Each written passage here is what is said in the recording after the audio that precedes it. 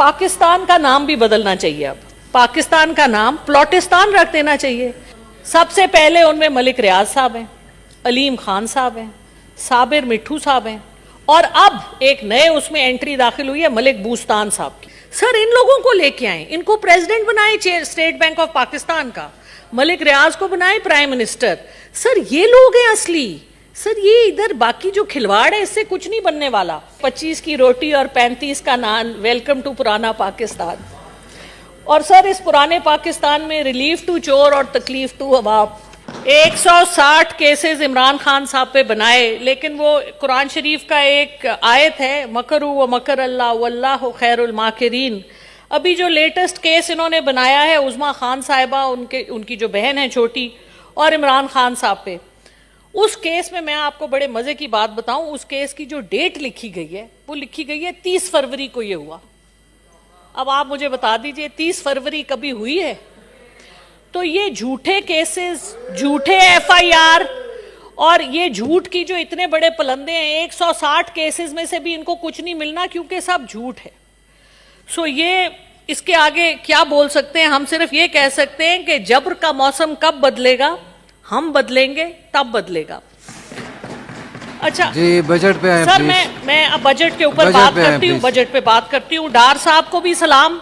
जी, budget पे बोलें please. Sir डार साहब को भी सलाम। डार साहब का रिपोर्ट कार्ड है जिसमें कि मैं अब ये नहीं कहूंगी, लेकिन मेरे बच्चों ने कहा कि ये तो डार डिजास्टर है। मैंने उनको कहा नहीं, डार साहब को भी सलाम, क्योंकि डार साहब वो हैं जिन्होंने 1998 में आए थे तो इन्होंने डेब्ट रीस्ट्रक्चरिंग की थी, इन्होंने लोगों के पैसे बैंकों में से फ्रीज किए थे।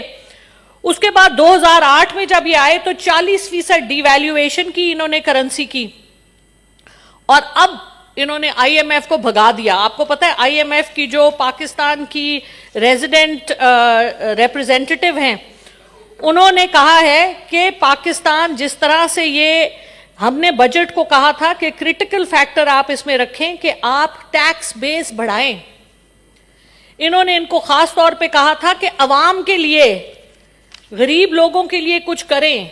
उन्होंने कहा था वल्नरेबल बिस्प रिसिपिएंट्स और डेवलपमेंट स्पेंडिंग के ऊपर फोकस करें, लेकिन डार साहब ये सब कुछ नहीं कर सके और आईएमएफ को कभी ठंडा कभी गर्म करके उन्होंने भगा दिया। आज की सबसे ज्यादा अभी जो ऑनरेबल रजा रब्बानी साहब ने फरमाया, तो ये बातें सोचने की हैं कि हम करना क्या चाह रहे हैं, डार साहब क्या कर रहे हैं। और वक्त के ख्याल से मैं बहुत सी बातें हैं, मैं सिर्फ दो ही बातें, क्योंकि बाकी सब बातें बहुत दफा हो चुकी हैं। इनके अपने ही हैं हफीज पाशा साहब, बहुत बड़े इकोनॉमिस्ट हैं।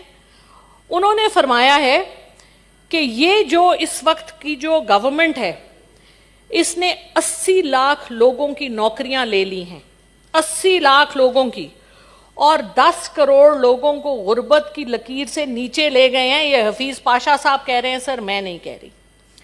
असद अली शाह साहब हैं जो कायम अली शाह साहब के बेटे हैं पीपल्स पार्टी के, उन्होंने कहा है ये एक वर्थलेस, उन्होंने ट्वीट किया, ये वर्थलेस बजट है, इसमें पैसे की कदर कीमत खत्म हो चुकी है, इन्फ्लेशन 30% है और मफलूज मईशत है। इसके ऊपर हम क्या कह सकते हैं, क्योंकि ये इन्हीं के लोगों ने कहा है। अच्छा, और सर दूसरी बात ये कि ये एक शिकारी बजट है, प्रीडेटरी बजट है, जिसमें कि कुर्बानी का बकरा अवाम को बनाया गया है। अब ये बजट के जो कागज जिनको काला किया जाता है, और इसमें दो बड़ी इंटरेस्टिंग बातें हैं कि पैसे हैं नहीं, जेब में रुपया है नहीं, आपने 50% बजट सिर्फ सूद आप दे रहे हैं, आप अपना कर्जा वापस नहीं कर रहे, और बाकी का 50% आपने फिर लोन्स लेके देना है।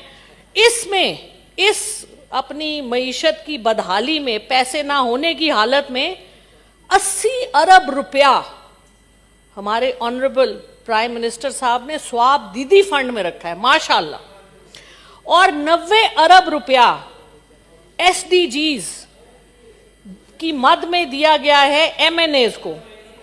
और अगर बहुत सारे एमएनएज को मैं पूछ लूं कि एसडीजीज क्या है, सस्टेनेबल डेवलपमेंट गोल्स, और अगर मैं उनसे पूछ लूं कि 17 बता दें कौन कौन से सस्टेनेबल डेवलपमेंट गोल्स हैं, तो मैं 100 नंबर दे दूंगी, अगर मुझे 5 भी वो बता देंगे तो माशाल्लाह। माले मुफ्त दिले बेरहम। अब मैं थोड़ा सा آپ کو اس طرف لے جاتی ہوں کہ ہمارے یہ کنکلوڈ کریں سر میں کنکلوڈ کر رہی ہوں، آپ کو تجاویز دیتی ہوں کہ کیا ہونا چاہیے. یہ جو لیکن اس سے پہلے سر میرے بچوں نے 2 شعر مجھے پڑھ کے کہے تھے کہ یہ سنا دینا بجٹ کے بارے میں. شعر آخر میں پڑھ دے، تجاویز پہلے بتائیں. اچھا سر، تجاویز تو دے رہی ہوں سر.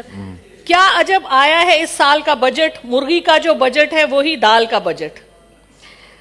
اور بجٹ کی جس طرح تعریفیں ہو رہی ہوتی ہیں تو خسارے پر خسارے کا بجٹ تیار ہوتا ہے، معیشت کی ترقی کا مگر صرف پرچار ہوتا ہے، یعنی باتیں.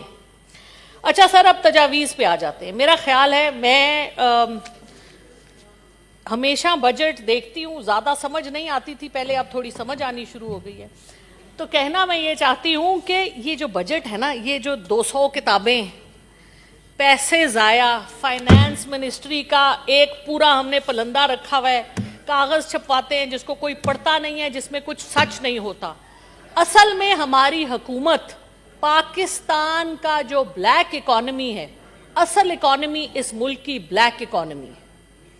یہ جو بجٹ پیش کیا جاتا ہے یہ صرف ایک آئی واش ہے، یہ صرف کاغذوں کو کالا کرنے اور دھندا چلانے کے لیے. اصل دھندا ہمارا بلیک اکانومی ہے، جس کے بارے میں ورلڈ بینک کہتا ہے کہ 34% بلیک اکانومی ہے، اور Pakistan institute of development economics کہتی ہے کہ 90% بلیک اکانومی ہے. اور وہ بلیک اکانومی کیا ہے میں آپ کو بتاتی ہوں کیا ہے. یہ تجاویز دے دیں آخری سر 1 میں منٹ میں، آخری 1 منٹ میں ڈاکٹر صاحبہ پلیز. سر بلیک اکانومی سن لیں، کیونکہ تجاویز کا یہی ریلیشن ہے کہ بلیک اکانومی کو سمجھیں گے اس کو آپ لے کے آئیں گے. بلیک اکانومی کیا ہوتی ہے؟ بلیک اکانومی وہ آپ کی اکانومی ہے جس کو آپ ٹیکس نہیں کرتے، کیونکہ آپ کی ساری جو انکم ہے وہ ٹیکسیشن سے آتی ہے، لیکن آپ کی 2/3 of your economy is black. اور یہ کہاں ہے؟ یہ وہ آپ اگر کتابوں میں پڑھیں تو وہ لکھتے ہیں جی یہ وہ لوگ ہیں جو دہاڑی کرنے والے لوگ ہیں، یا وہ لوگ ہیں جو ریڑھی لگاتے ہیں، جو ٹیکس نہیں دیتے. لیکن یہ غلط ہے، کیونکہ پاکستان کا ہر غریب آدمی دودھ پہ، فون پہ اور ہر اشیاء خرد و نوش پہ ٹیکس دیتا ہے. جہاں دال 400 روپے کلو ہو، جہاں آٹا 200 روپے کلو ہو، جہاں گھی 700 روپے کلو ہو، جہاں اس کو رہنے کے لیے، ہوا سانس لینے کے لیے بھی اس کو ٹیکس دینا ہو، وہ غریب آدمی ٹیکس دے رہا ہے. بلیک اکانومی کہاں ہے؟ بلیک اکانومی وہاں ہے جہاں امیر لوگ ہیں. بلیک اکانومی وہاں ہے جہاں اس ملک کا سب سے بڑا دھندا سمگلنگ ہے. وہ سمگلنگ کس چیز کی ہے؟ وہ سمگلنگ تیل کی ہے. آپ مجھے بتائیں، ایران ہمارے ساتھ ہے، ایران سے ہم سمگلنگ سے تو تیل لے آتے ہیں ٹیکس دیے بغیر. تو پاکستان کیوں نہیں وہاں سے تیل لے سکتا؟ کیوں نہیں ہم ایران سے تیل لے سکتے؟ کیوں ہمارا 36% امپورٹ بل جس پہ ڈالر لگتے ہیں، 36% تیل کی امپورٹ پہ لگتا ہے، تو ہم کیوں نہیں تیل منگاتے؟ کیوں نہیں ہم اس پہ ٹیکس لیتے؟ اس وقت میں بتاتی ہوں ملک کے اصلی ہیرو کون کون سے، جن کو ہمیں، یہ بھی ایک تجویز ہے کہ اصلی ہیروز کو ہمیں آئیڈینٹیفائی کر کے ان کو سلام ان کو بھی کرنی چاہیے. میں سب سے پہلے ان میں ملک ریاض صاحب ہیں، علیم خان صاحب ہیں، صابر مٹھو صاحب ہیں، اور اب ایک نئے اس میں انٹری داخل ہوئی ہے ملک بوستان صاحب کی، جنہوں نے کہا کہ پاکستان کا سارا قرضہ میں ڈالروں میں آپ کو دے دیتا ہوں، آپ کو کیا پرابلم ہے؟ تو سر یہ کیا کر رہے ہیں اسٹیٹ بینک؟ بند کریں اس کو. یہ ملک بوستان اور جو اس طرح کے لوگ ہیں، اصل دھندا اس ملک کا یہ لوگ چلاتے ہیں. سر ان لوگوں کو لے کے آئیں، ان کو پریزیڈنٹ بنائیں اسٹیٹ بینک آف پاکستان کا، ملک ریاض کو بنائیں پرائم منسٹر. سر یہ لوگ ہیں اصلی. سر یہ ادھر باقی جو کھلواڑ ہے اس سے کچھ نہیں بننے والا. سر یہ میری بڑی سیریس تجویز ہے. سر دوسری بات یہ کہ پاکستان کا نام بھی بدلنا چاہیے. اب پاکستان کا نام پلاٹستان رکھ دینا چاہیے، کیونکہ ادھر کاروبار تو ہم نے بند کر دیا، لارج سکیل انڈسٹری بند، لارج سکیل مینوفیکچرنگ بند. ہم کسی قسم کی، ہم نے اب اس بجٹ میں کہا ہے کہ آپ پیسے باہر سے لائیں اور آپ پلاٹ خریدیں. اچھا سر یہ بھی دنیا کا واحد ملک ہے ہمارا جہاں ڈی سی ویلیو، یعنی جو ڈپٹی کمشنر کسی زمین کی ویلیو لگاتا ہے وہ کچھ اور ہے اور اصلی ویلیو کچھ اور ہے. मसला ये है कि सारा डिजाइन इस तरह किया गया है पाकिस्तान और पाकिस्तान की मईशत को कि ये कभी भी अपने पांव पे ना खड़ा हो। पाकिस्तान की हुकूमत गरीब रहे, वेंटिलेटर पे रहे, बेगर रहे, और पाकिस्तान के चंद चीदा चीदा अमीर लोग और उसमें बढ़ते जाते हैं, कोई शादी की वजह से, थैंक यू कोई जी इदारों की सर वजह साहबा, से।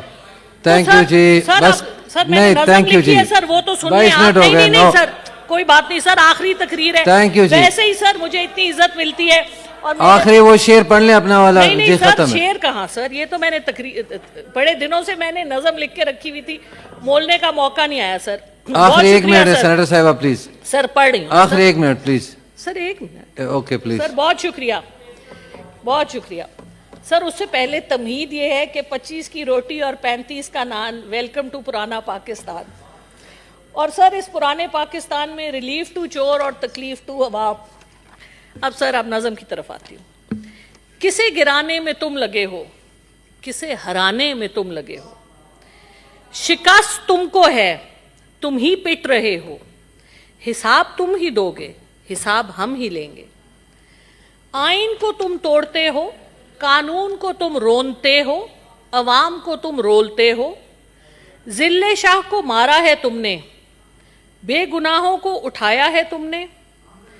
वो मालो जर जिसके पीछे लगे हो, मुहाफिज तुम्हारी कब्र के होंगे।